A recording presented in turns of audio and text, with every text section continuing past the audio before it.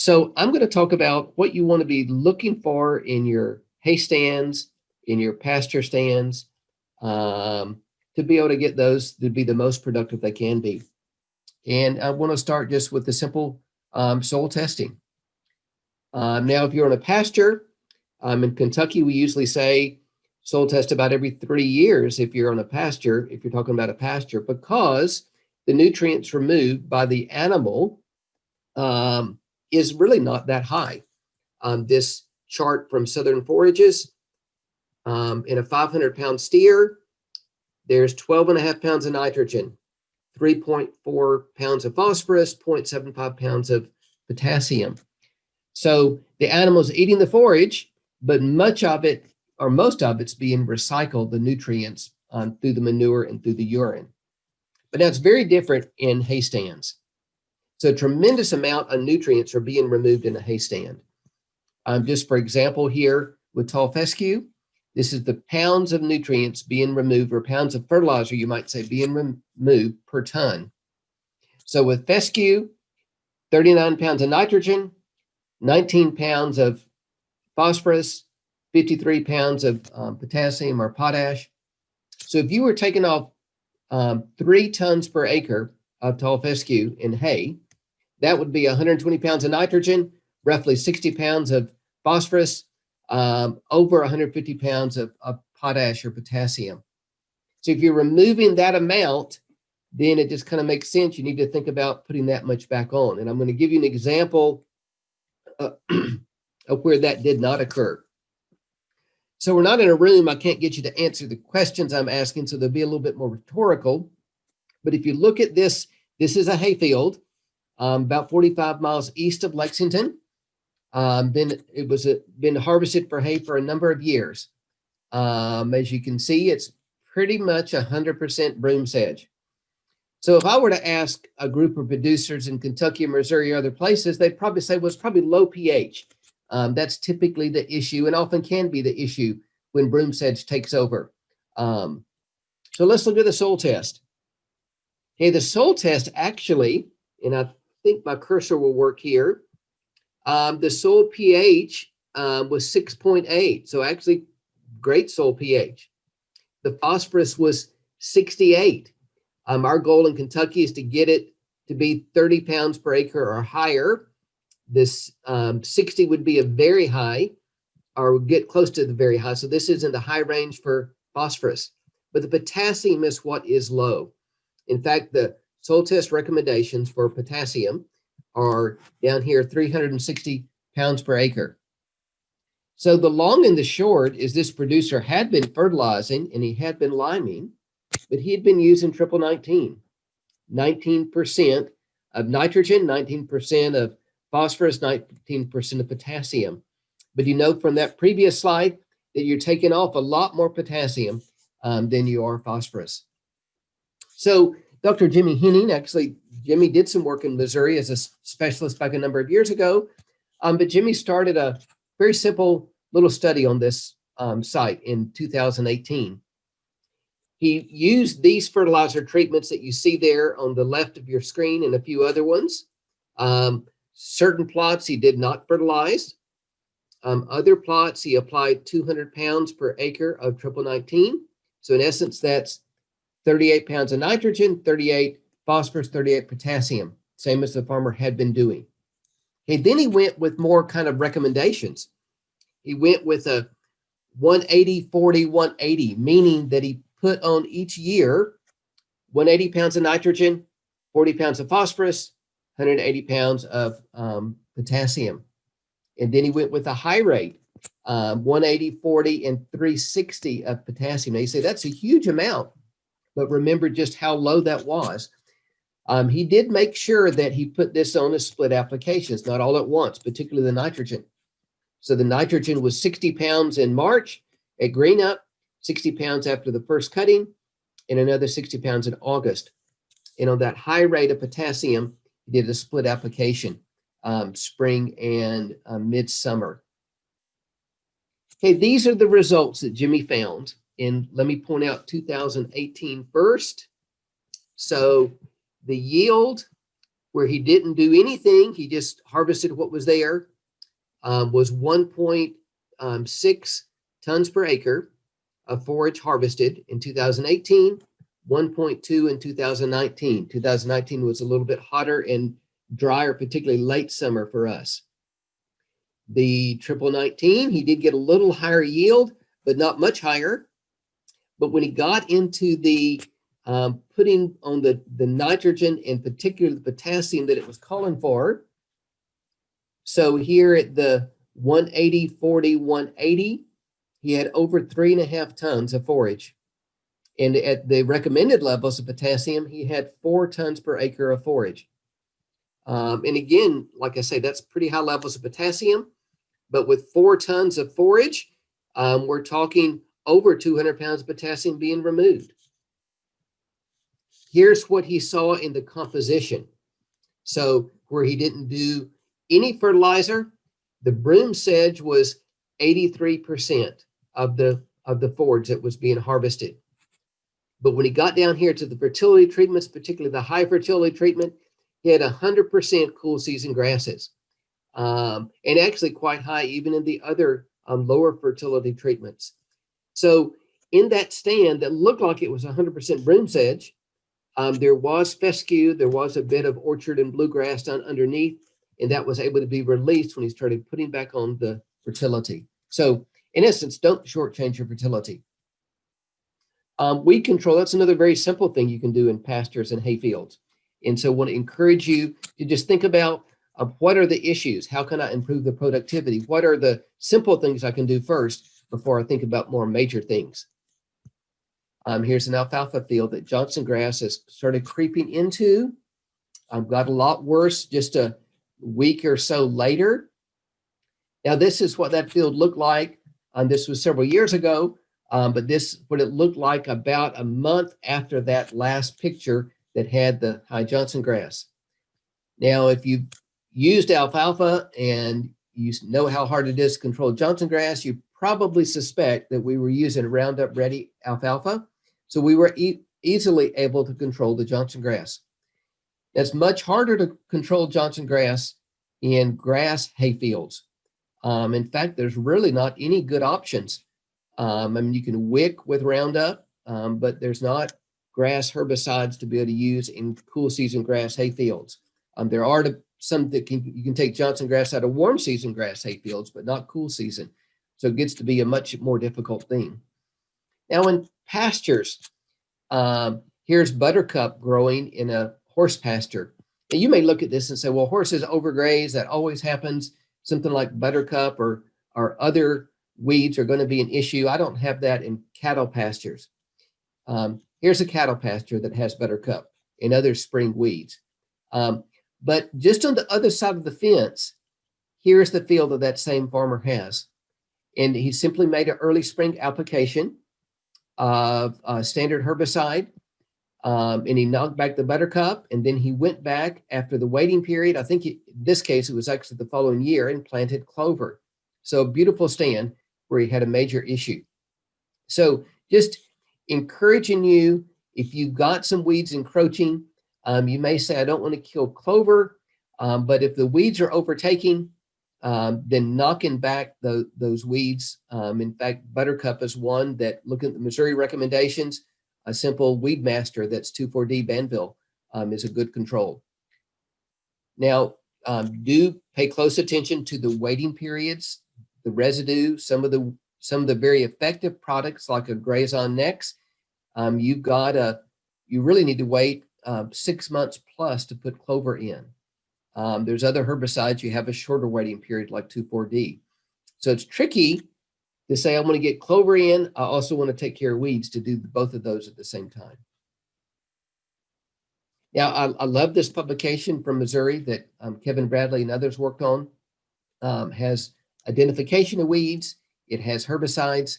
So encourage you to grab this publication. There is a cost to that. When I was looking up weed control information in Missouri, I found this PowerPoint. It's actually just a PDF that has a number of slides. I've got the specific link for that. I had a little trouble. I found it yesterday and then find it again this morning. So I did put the link there at the bottom. But the nice thing about it is it doesn't cost anything. It's Missouri conditions, and it takes you through all the different weed species, the chemicals that can be used to control, and other options. So encourage you to look at what you have specifically there in Missouri, but often quite simple applications of broadleaf herbicides can make a tremendous difference in pastures and grass hay fields. Let me back up here just a moment, because I heard a presentation just a couple of days ago from Scott Flynn, who lives there in Missouri, with Corteva. They do have a product coming out that's called Proclova, that will not harm white clover, but will kill many broadleaf weeds. But it does look like it's still going to be a number of months before that is available as a product, but just mentioning that. Now, an increasing issue we've had in Kentucky, and Tim mentioned can be a problem in Missouri as well, are weedy annual grasses. I'm here showing a picture of foxtail. This was an article taken from an article by Miguel Castillo in North Carolina. What can you do about weedy grasses, weedy annual grasses coming into hayfields, coming into pasture stands? Now, the very best thing you can do is try to maintain cover. Try not to graze too close. Try not to open up the soil surface, allowing those warm season annual grasses to be able to germinate. For example, with crabgrass, you need an area of bare soil about this size to be able to get enough sunlight, enough heat to stimulate the germination. So if you can maintain shade there in the late spring and early summer, that's one of the best weed controls. There is an option that is available now called Prowl H2O. Just in the last few years, it's been given a supplemental label. You see here on that supplemental label, forage grass is grown for forage or hay production, or in pastures or rangeland. So as many of you may know, Prowl is something that you would apply, and it's going to prevent the germination of those weedy grasses and some weedy broadleaves. Now it is pre-emergent, so it's got to be there on the soil. Once the weed has started to grow, then it's not going to kill the weed or have very limited action. But it can go into cool season grass fields. You can have a tall fescue, orchard grass, whatever field. It's not going to hurt the grass. It's going to keep those weedy warm season annuals from coming up. The one caution with Prowl is you may say, oh, I've got a lot of crabgrass coming up. I don't want it there. I want to have that nice orchard grass stand that I'm selling for horse hay. Or I want to not have that weedy grass in there for my cow hay. You may end up with problems, because if you kill out all those warm season annual grasses, and crabgrass is a quite nutritious grass, then you're not going to have it. You're not going to have that added production. Something like foxtail is great to kill, but kind of be careful. You'll get what you ask for with that spray. The other limitation to Prowl is you've got a waiting period. Actually 10 months on the label, but we've seen in our experiments at least 3 or 4 months after spraying before you can reseed.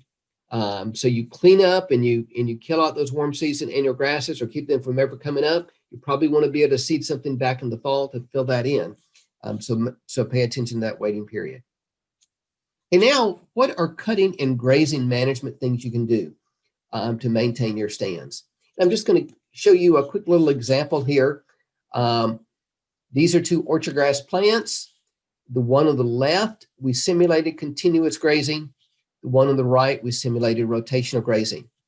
The plants look like this. They came out of the greenhouse. The one on the left was cut to 1 inch tall once a week for 1 month.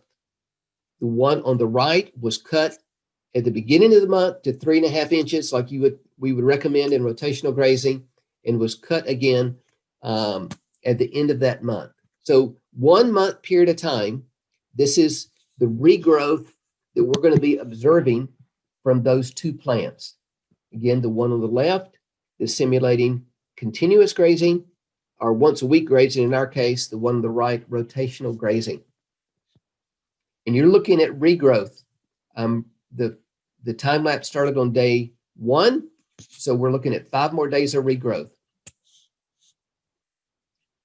So I encourage people to think about, as they watch this, which pasture would you rather have? The one on the left or the one on the right? Now, I've only had, of all the thousands of people I've shown this to, only one lady raised her hand and said she would actually be on the left. And her reason was she had a group of fat ponies that gained weight on normal pastures, and she didn't want anything growing. Most of us in beef cattle production want to have good growth, want to have this regrowth. So simple rest periods can make a huge difference. Now you may say, well, I've got fescue. Fescue won't respond, that little bit of growth after just 1 month of weekly grazing. We did the same thing for fescue. It actually took, it was the 3rd month before we started seeing a tremendous reduction in growth of the tall fescue. But even a fescue pasture is going to be set back by repeated grazing. Now, I've got a number of time-lapse photography showing plant growth. And so rather than take you through those in my limited time, just encourage you to go to our Kentucky Forages YouTube channel. We've got recordings of many of our conferences and seminars. But if you want to go to see the different time-lapse we have, simply, Google KY Forages YouTube, go to playlist, and then you'll see the time-lapse videos that you can go through and look at those for kind of more detailed and more graphical information of what I'm talking about today. And you can sign up to get emails whenever we post something new if you want to be a subscriber to our Kentucky Forages YouTube. Hey, what about hay production? Now, you saw that video, you said you might think to yourself, well, I'm growing orchard grass or other cool season grasses for hay. I definitely not going to be cutting them once a week. That's silly. But how many of you have a disc mower, and how close can you cut with a disc mower? When I ask that to producers in Kentucky and surrounding states, they'll say, well, I can cut quite close. I can even scalp the ground with a disc mower. So what's the results of doing that? I'm just going to show you a few slides and a couple of graphs here. So we went into an orchard grass hayfield, good variety, a 4-year-old stand. It was in excellent condition. We did a series, it was a replicated study, but we went in with the series of mowing strips. And so what we did, the one here you see on your left, each time we cut it, we left 4 inches of residue. The one on the right here, each time that was cut, we left 2 inches of residue. You're looking at a photograph after the 4th cutting. So it was in mid-October. You'll also see that we did some fertilizer applications. The phosphorus was high in this soil. So 60 and 100 mean that there were 60 pounds of nitrogen, 100 pounds of potash applied 3 times. And the stand looks great here, where we left that 4-inch residue, where we did that high fertilizer rate. Here on the right, 2-inch residue, the stand is starting to thin even in just that first year. Next one here, 2-inch residue, the full fertilizer rate. During that one growing season, it had 180 pounds of nitrogen, 300 pounds of potash, still starting to thin. But on the right, where we were scalping it, which you can do with the disc mower, as many of you understand and are aware of, even with the full fertilizer rate, in one season, we decimated that stand. Here, another plot that we left the 4-inch residue and didn't even fertilize during that growing season. Not as robust a growth as the one we did fertilize, but we have a very good stand by leaving that residue. So the long and the short is cutting height is essential, and you can't fertilize your way out of poor management. And a little bit of data here. The cutting height, where we scalped it, the weed percentage, this was taken in December, was 30 to 50% weeds in one growing season, with just 5 to 10% weeds where we left that 4-inch residue. The stand percentage, we'd pretty well wiped out the orchard grass stand. By scalping it, we had a 90 to 100% stand with the leaving the residue. The last thing I want to mention, so soil test, weed control, cutting, and grazing management are all essential. Often you do need to add some more seed into stands. And a very simple thing to do, I'm sure it's many of you do it in Missouri, is adding clover seed, frost seeding in the spring, or adding it with a no-till drill, putting seed on the ground in February when there's still 4 to 6 weeks of potential frost at night. That heaving when it freezes and then shrinking as it thaws in the day is a great way to plant clover seed. So frost seeding is a very simple way to get clover seed added, white clover and red clover. Essential though, if you're going to be doing that, to have that stand graze close, because you want to have soil showing to get the frost heave in action and to not be having too much competition with the new clover seedlings coming up. No-till drill works great, particularly for a little bit later and getting in there, or you're trying to overseed in the fall, which is typically what we recommend with cool season grasses in Kentucky. More effort and attention to detail than just frost seeding, but more consistent result. You get good contact of the seed with the soil and be successful spring or fall. Now with a no-till drill, they work great, they cut through the sod, but you can often get too deep. So just encourage you to make sure you're following the recommendation with our perennial forages of 1/4 to 1/2 inch deep. Here's another time-lapse video. I've just captured a couple of images. Just looking there, you can see here with alfalfa would be the same thing with clover and grasses. 1/4 to 1/2 inch is where we had the best germination. Now you may say that's only day 6. The deeper it'll come up after a while, but even at day 12, we just didn't have the emergence of those tiny little seedlings from those tiny little seed at 1, 2, and 3 inches deep. And it's easy to get 1 or 2 inches deep with a good no-till seeder. Now, so here's the no-till seeder in the field, and it's cutting through the sod. This is actually a sod that's been sprayed out with Roundup. You may have thin spots in just a regular pasture. So I'm just going to go through and add some seed, thicken it up. But when there's existing competition from growing forages, can be difficult. So I want to encourage you to consider, if you've got major problems, major weed problems, maybe it's Johnson grass that's hard to control, maybe it's other weeds, maybe you're trying to introduce one of the new novel fescues. There's times that you need to consider of a complete kill, a complete spray out. This particular field had been sprayed in mid-July, in mid to late August, and seeded in early September. This is another example, not the exact same field, but same thing. 2 sprays, seeded and cross application to try to cover the ground a little bit more. Here's another picture going back to that first one with the no-till seeder.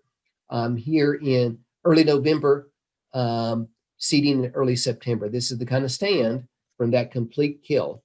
This was, well, I'm going to end with this last slide and make the point that a number of you may have issues with tall fescue, may have endophyte issues with causing problems for gain and reproduction in your cattle. The Alliance for Grassland Renewal that Craig Roberts there started in Missouri, and a number of people, I see a few people even on here today that are with the Alliance, has workshops. So if you're saying, maybe I do need to start over because of my weed issues or because of my fescue issues, there's a number of novel tall fescue varieties that have the strength of Kentucky 1, Kentucky 31, without the alkaloids or out the ergovaline. And so encourage you to consider coming to one of these meetings. Obviously, there in Missouri, you'd see Mount Vernon, March 23rd. But this year we have a virtual meeting, 3 evenings, February 23rd, 24th, 25th. So encourage you to think about signing up for that.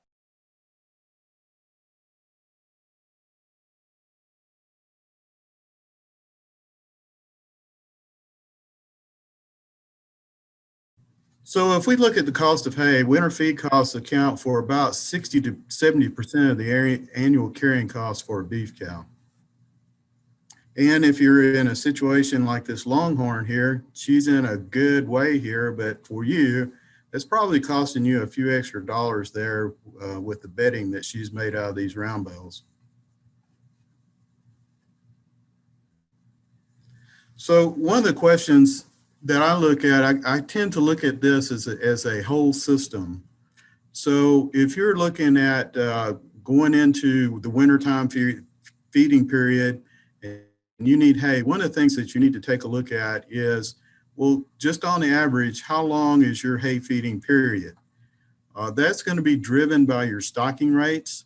So if your stocking rates are a little bit out of whack, in other words, if your animal demand for forage is higher than what your land area can supply in forage biomass, then your hay feeding periods may be longer than other folks. So just looking at some Oklahoma data, that was a survey of beef cow-calf producers in Oklahoma a few years ago, 90% of our Oklahoma producers surveyed feed hay greater than 60 days. Some of our producers, in a very extreme case, may feed hay as long as 6 months. So that might go from frost in the fall to the last frost in the spring. Of those beef cattle producers, only 9% are testing their purchased forage, and only 30% are using some type of method to extend their grazing period to reduce the amount of hay demand that they actually need. So one of the tips that I have for purchasing hay is you really need to know what your animal demand is. And that was covered very well in the previous talk. But your animal demand is going to be driven by that animal weight, by the body condition, by that animal's age, by the production stage that they're in, early, mid, late gestation, and also by the forage quality. Previous presenter talked a little bit about cow weights. If we look back over the last 20, 25 years of the use of EPDs, there's been a lot of emphasis placed on the growth traits. So over time, our cow herd size has gradually crept up on us. Back several years ago, we used to think about one bale of hay being 1,000 pounds, and we were feeding 1,000-pound cows, and that's long since diminished. Now we're producing bales that may weigh 1,500 to 2,000 pounds, and our cow size has increased. And a lot of producers here in Oklahoma that I deal with really don't have a good handle on exactly how big their cows are. They don't have scales on their farms. Maybe they're keeping track of it by getting their weigh tickets on cull animals that they sell at market. But it's pretty interesting when you ask producers to guess the weight of what an individual cow may be, just the range in weights that you may get. So here's a little bit of just an example of that from Louisiana.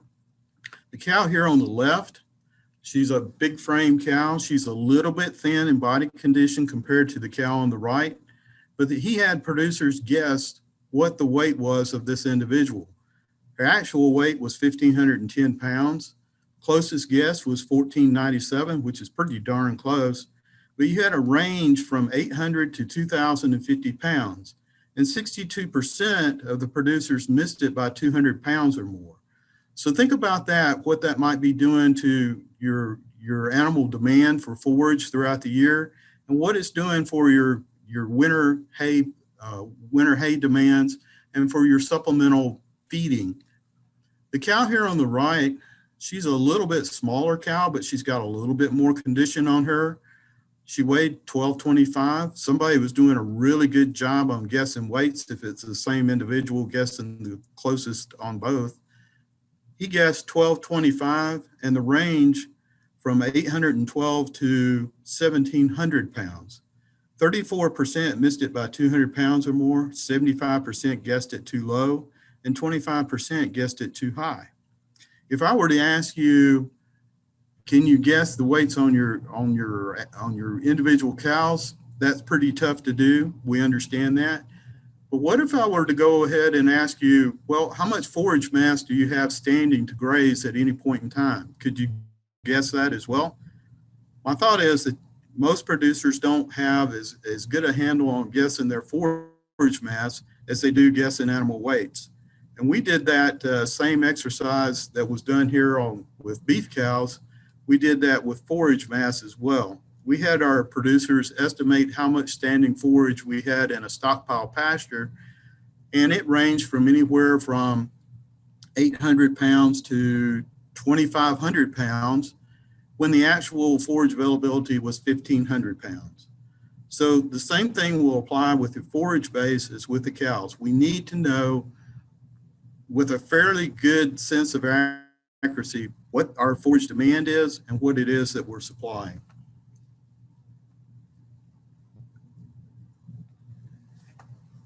This table here shows that relationship between animal weight and stage of gestation. We can see as we go across the row here and take a look at the 900-pound individual here, at mid-third of gestation, when our nutrient demand, our forage demand is at its lowest point, 17 pounds per day of dry matter, which is equivalent to 1.9% of their body weight. But as we move across and we begin to get fetal growth here from the last third of pregnancy up until that she calves, we begin to see an increase in demand for forage to meet her nutritional requirements. And then 90 days post-calving, that individual is trying to milk. She's trying to regain weight loss from calving. If she's a young individual, such as a first calf heifer, she's still growing. So she has a huge nutritional demand on her during this 90 days post-calving. We can see as our body weights increase, the demand for forage also is being driven by that individual's weight. This is a set of cows here at Noble that we had on a test that just finished up last year, where we were looking at methods to increase the number of grazing days that we were able to get through the fall and winter and actually decrease the amount of hay demand that we have to carry our cows through the winter. This is one method that we use here in Oklahoma, and it works very well, especially down in southern Oklahoma. These cows are standing on stockpile Bermuda grass. And in Missouri, you have several opportunities to stockpile forages and reduce your winter hay feeding demand. You'll also notice here that these cows are not all the same frame size. And within this group of cows here, we had quite a range in mature body weight, which I'll show you in this slide here. You can see that we had a range in body weight from an average of about 1,200 pounds up to our big cows were averaging around 1,600 pounds. What I want to show with you is the impact of body weight on our calf weaning weight. That even though we have an increase in cow body weight size, it really had no effect on our calf weaning weight. And this is a 2-year average of cow body weights and calf weaning weights taken at weaning for the cows. So we wanted to look at this just a bit further. We took a subset of these cows and put them into a growth safe feeding system at another location, and we fed them a high forage diet because we wanted to take a look at just what the variation was in dry matter intake based on body weight. This is kind of results of that study where the range in body weight on these cows went from our small cows averaging about 1,300 pounds or 1,350 pounds up to our big cows being over 1,500 pounds. And what I want to point out to you is just the difference in intake between these ranges. So here we have our small cows that had a low dry matter intake, individual dry matter intake of 23.5 pounds. We had small cows that were fairly equivalent in body weight, but quite an increase in daily forage intake. We look at our large cows over here, they're about 200 pounds or more heavier than our smaller cows. But here's a group of cows that they're large in body size, but very similar to our smaller cows in terms of intake.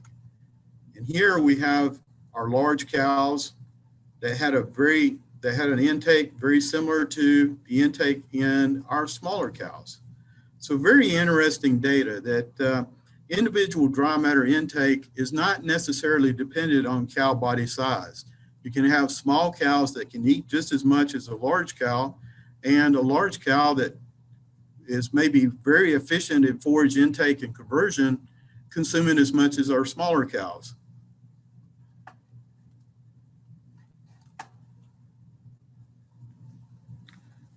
So when we look at purchasing hay, one thing that we definitely want to consider is what is the nutritional value of that hay and how that influences dry matter intake. So if we look here on the figure on the left, we can see gestation, late gestation, early lactation, late lactation, and the influence that that's going to have on percent body weight of dry matter intake. And it's going to peak here in early lactation. If we go over here and take a look at how the energy of that hay influences intake, we have a response from very low quality forage. 52% or less TDN would be considered a low quality forage. Average is going to be somewhere between 52 to 59 or 60% TDN. And then a very high quality forage is going to be above 59% TDN. And we can see that as TDN increases, you have an increase in voluntary dry matter intake. We look at this and the effect on lactation between low, average, high, a lush growing pasture in our silages. We can also see that the intake differences between a dry cow and a lactating cow. Quite a bit of an increase there in that forage dry matter demand. So let's begin to take a look at more of some tips for actually purchasing our hay.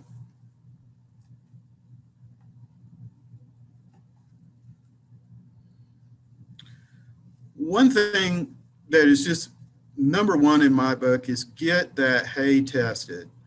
You don't know what you don't test.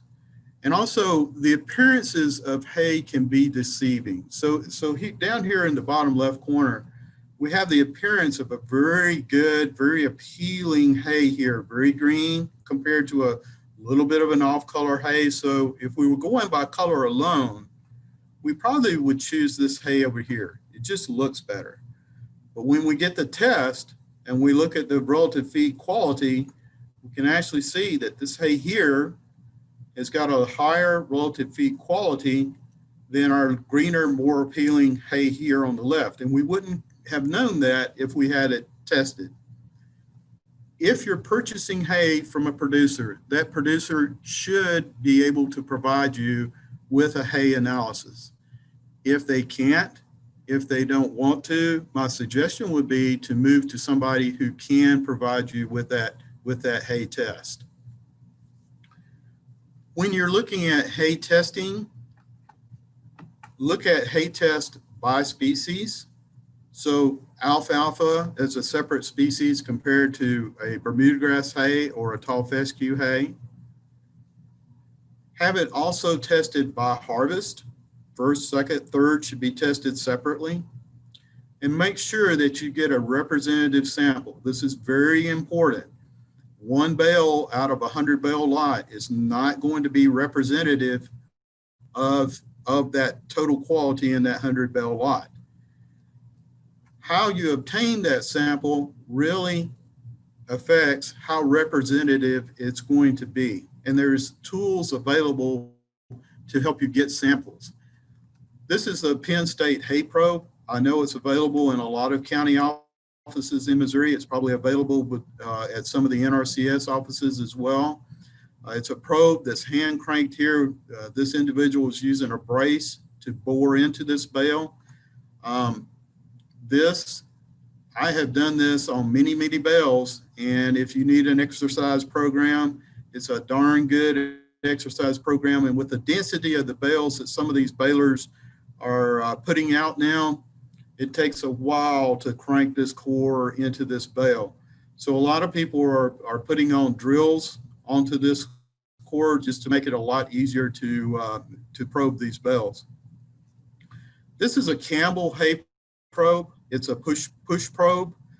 We use this here at Noble. They're fairly inexpensive probes to use. When I first encountered these Campbell Hay Probes, I thought there is no way in the world you're going to be able to plunge this probe into a dense bale. I've used these probes. I really, really like these probes. They're very easy to use. They're very quick.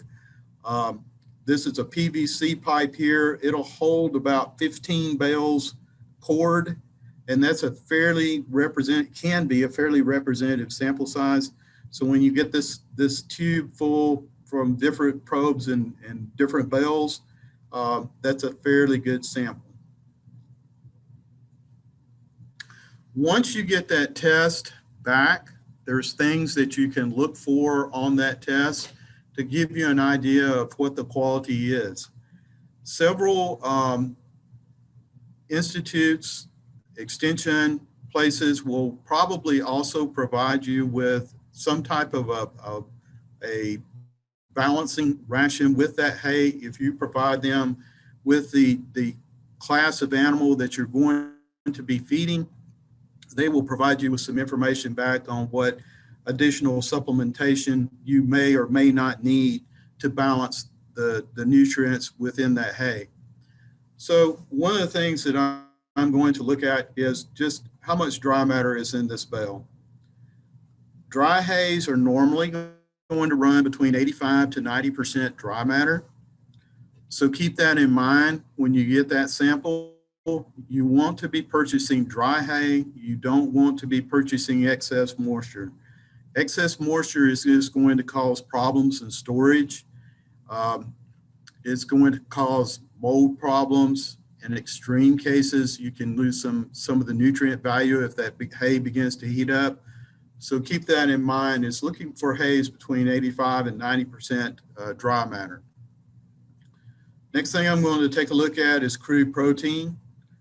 To assess the value of that crude protein, I need to understand what the demand is for the class of animal that I'm going to be feeding it to. To get complete fiber or nutrient digestion within the rumen, that crude protein content needs to be at least 7% or higher. This particular hay here is 8.5%. So if I feed it, I should be able to get digestion and get all the energy out of this hay that I possibly can, but it may not supply enough crude protein for that individual animal based on their class and demand. I'm also going to be interested in my fiber content, acid detergent fiber, neutral detergent fiber. I can use this neutral detergent fiber content to actually predict what my dry matter intake of that hay is going to be.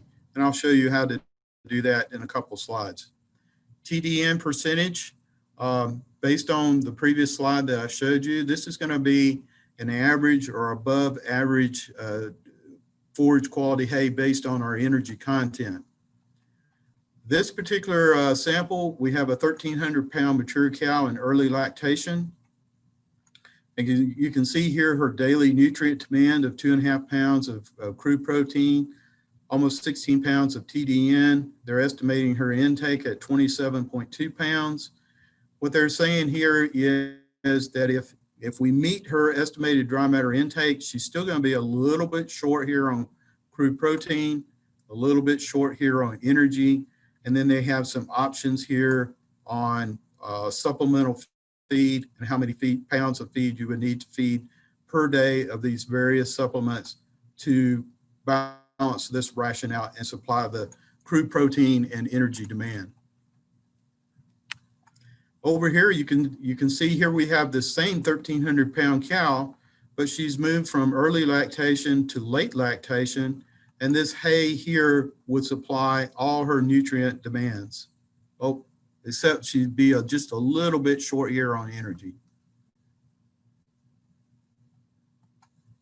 Down here we have a young yearling bred heifer in late gestation.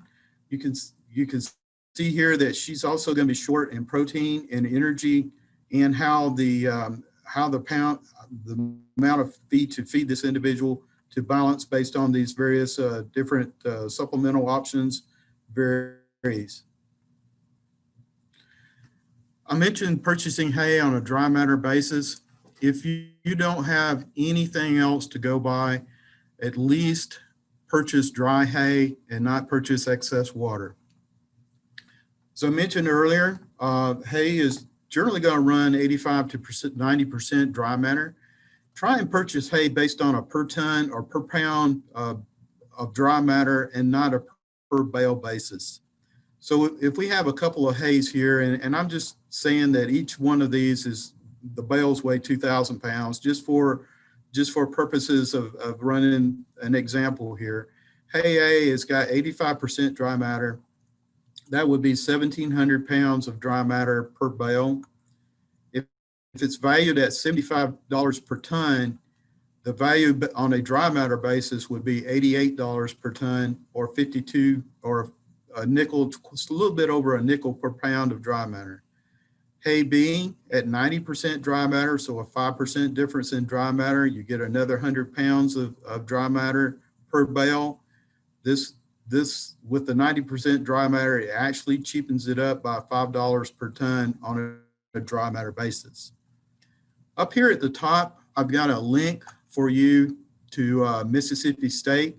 They have a very nice Excel spreadsheet that you can use to value hays based on dry matter, based on the nutrient content of that hay, and some other things that's a very easy, very useful spreadsheet to use if you have several hay tests available and you're trying to figure out exactly what my best buy is going to be. You can use this to estimate based on nutrient value and dry matter and some other things, exactly what the value of that hay is. In addition to moisture, if you have that hay test that gives you crude protein, gives you energy, you need to take those contents into consideration as well. So I'm taking this one step further.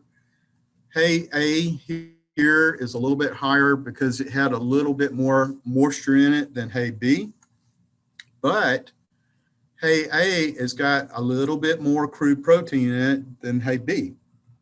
When we figure this out, when we purchase 1,700 pounds of dry matter at 12% protein, we're actually purchasing 204 pounds of crude protein compared to 180 pounds of crude protein with hay B, even though it has a little bit higher dry matter content. So nutrient density is very important when purchasing hay in terms of value. So if we value the hay at a little over a nickel a pound here and a little over 4 cents a pound here, the value of the crude protein content of hay A is $10.58 compared to $8.30 for hay B.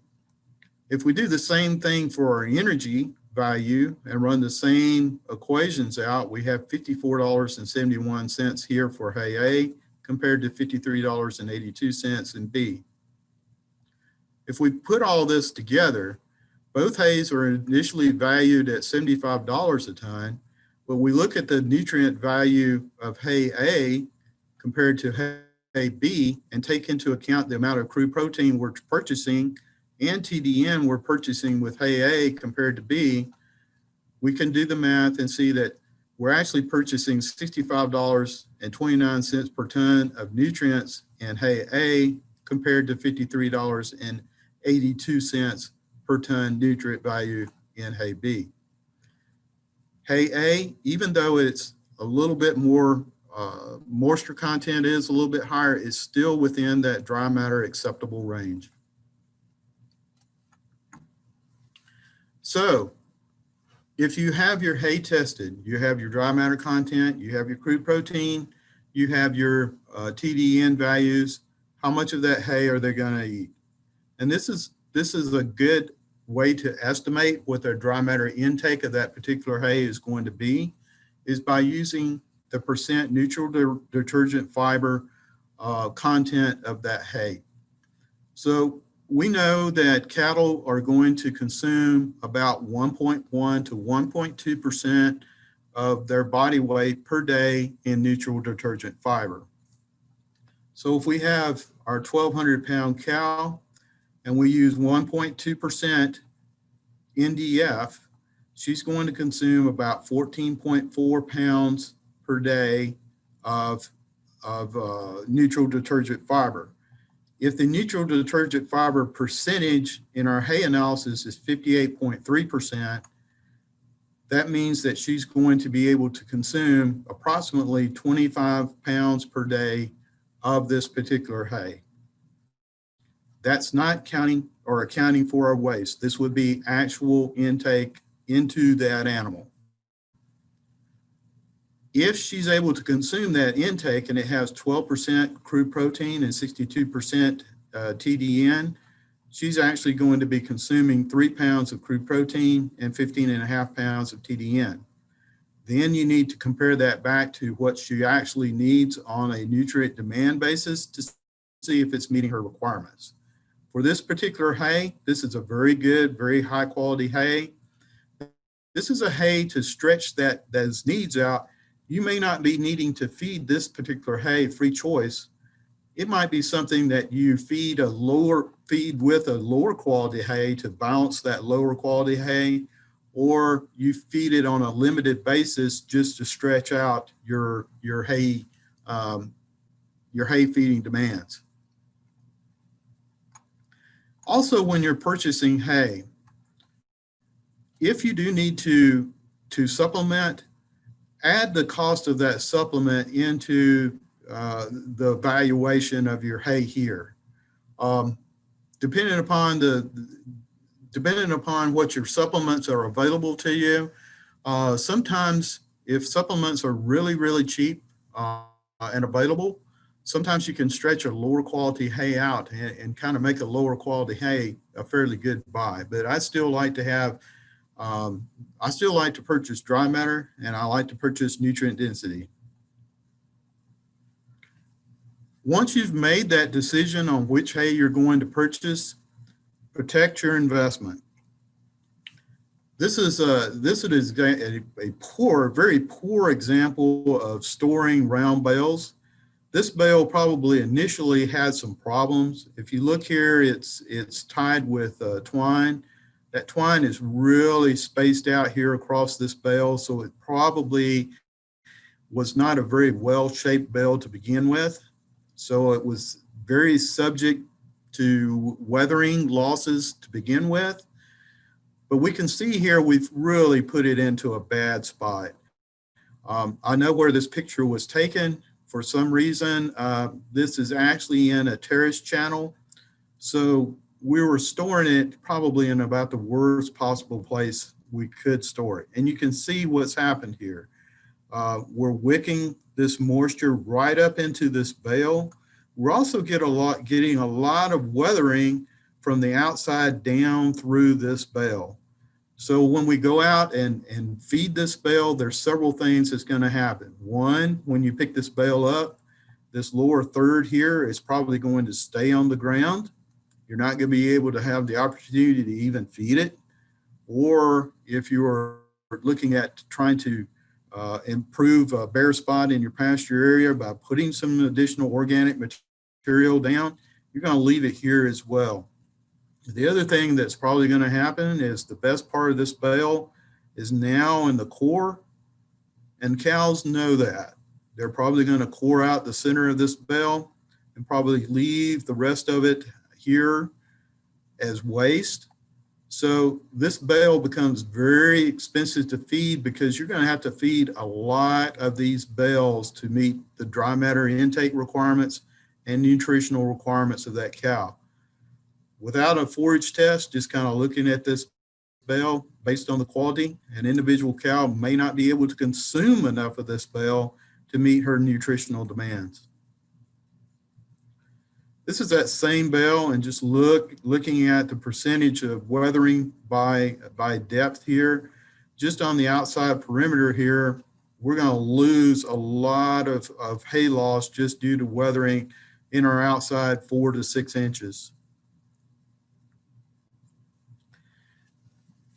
Purchasing hay, if you have the opportunity, maybe in times of excess hay availability, when the price of hay is just cheap because there's a lot of it out there, if you have a good place to store that hay, if it's a good hay, if it's dry, if it's been cured well, you can carry that hay for multiple years if you have a good storage facility to place it to keep it from deteriorating and weathering. Here's just a few methods. It just shows the differences in weathering over time. You know, storing those bales outside, uncovered, in contact with the ground, you can have losses of 5 to 20% or even higher depending upon the type of hay. We've had wheat hay that was baled at maybe a little bit higher moisture content than it should have been. We've lost as much as 50% of it from one year to the next, being stored outside uncovered. If you put a barrier between the bale and the ground, you can reduce that. Adding a cover with that barrier, you can really get these losses down, and just a cover alone can help reduce our storage losses. Providing some type of hay storage area with a roof can really maintain that hay in a very good environment and stable over time for a long period of time. When you're stacking hay outside, if you can stack it in an orientation of north to south and provide a little bit of space between these rows, this is going to maximize the amount of sunlight that you're going to be able to get on these bales to try and dry them out as much as you can after a rainfall event. And then you have some airflow and circulation in between these rows to further reduce that weathering potential. Other considerations when purchasing hay, one here is freight. How far away is that hay from your location? What is the amount of freight going to add to that cost per ton of your bale? Noxious weed contamination, this can be an issue. Unfortunately, it can really be an issue during times of drought. We went through terrible drought here in Oklahoma back in 2010, 2011, 2012. We had a lot of hay being shipped in from outside the state just because we didn't have any hay here available. And I remember in one instance, we had a producer that we were working with had purchased Bermuda grass hay from another state, and it was shipped in, and we happened to be in the area when she received that shipment and wanted us to come by and take a hay test for her. Well, we got there, the hay was still on the truck, and we were staring at a small oak tree protruding from one of the bales. Her worker that was there unloading the bale called us over, and his observation was that this was not Bermuda grass that she had purchased. She had purchased a lot of briars and a lot of things that were not going to help out her situation. So be aware of that. Insects, down our way, we're blessed with the fire ants. They can get in our hays, which can be a problem in transporting hay from one location to another. Is sometimes we can wind up transporting a few ants on that as well. So just be aware of that. The individual that you're working with on purchasing hay, what kind of reputation do they have? Do they stand behind the quality of the hay that they have?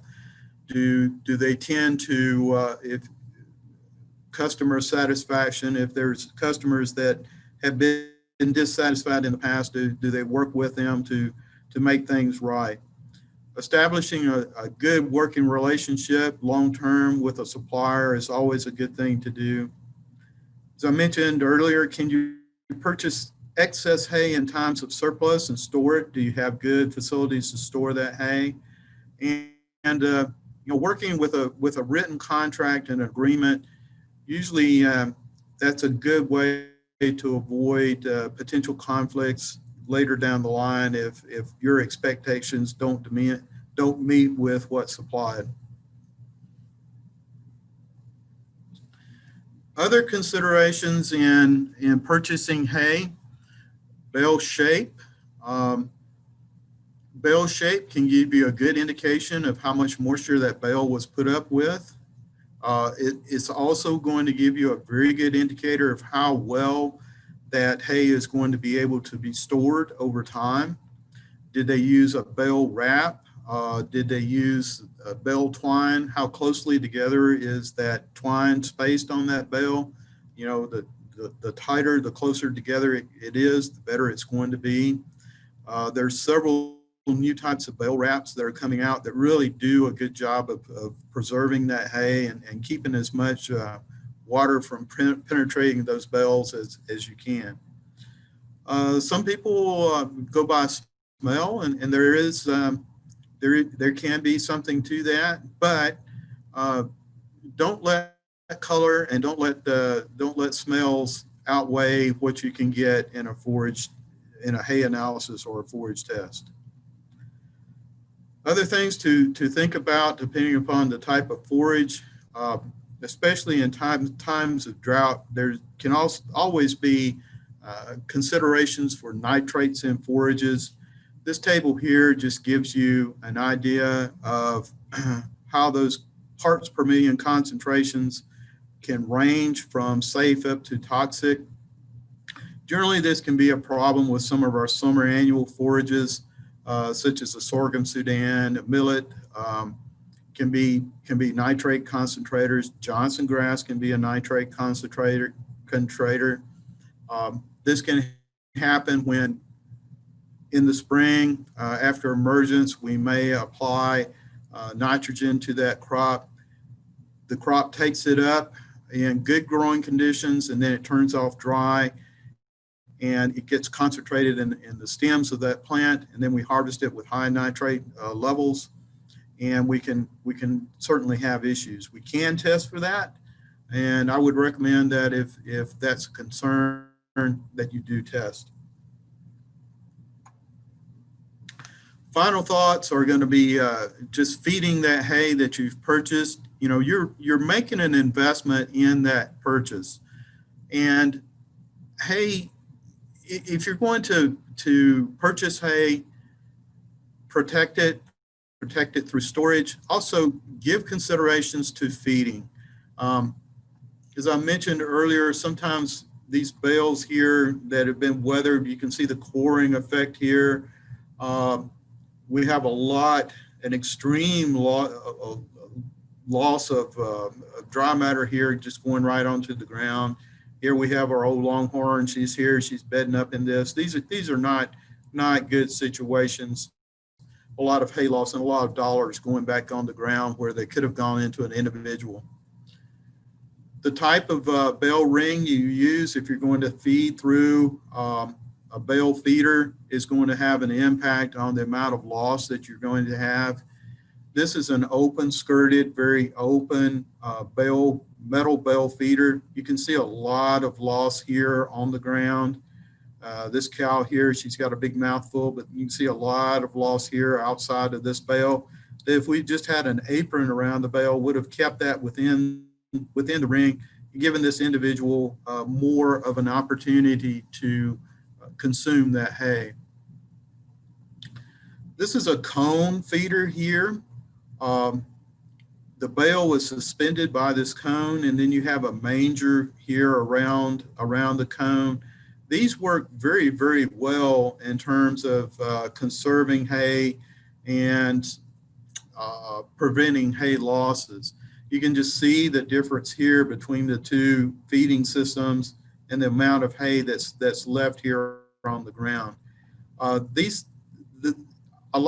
I like these cone bale feeders from the point of they really do reduce the amount of loss, hay feeding loss through the bales. But the problem is you're going to need a tractor with a front end loader to actually dump this bale into this bale ring. Some of the guys also noticed that when the cow sticks her head in here, this bale is kind of above her.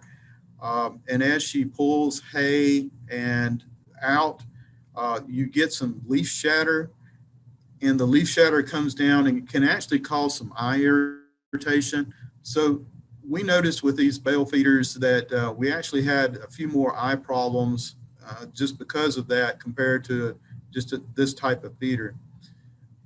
There are several variations of these cone feeders. These bale feeders here are really built very solid, very heavy. They're solid. They're tough to move. You're going to have a tractor to move them, but the pros are it does do a good job in reducing hay waste. Some thoughts here. One of the things that we tried to do at Noble is we tried to extend our grazing period as much as we possibly can and reduce the amount of hay feeding that we do. So one of the methods that we do, we stockpile Bermuda grass. We will interseed annual forages into our Bermuda grass, which goes dormant during the winter and can provide us with some really high quality forage for our cows in the spring, coming off of dry forage. One of the things that I want to mention is just your hay feeding areas. These need to be changed up.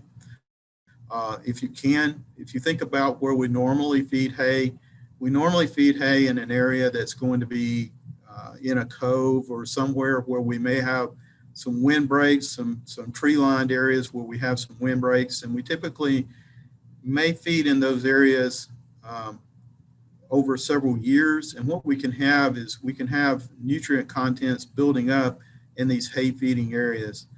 And this is some testing that we did here at Noble, where we just compared, what's the nutrient concentration in our soils, in our hay feeding areas compared to just our regular, the rest of the pasture area. And you can see that our nitrogen is higher, our phosphorus levels are higher, our potassium levels are higher, which just keep this in mind that these are really high nutrient levels that we're testing here. Spread those feeding areas out.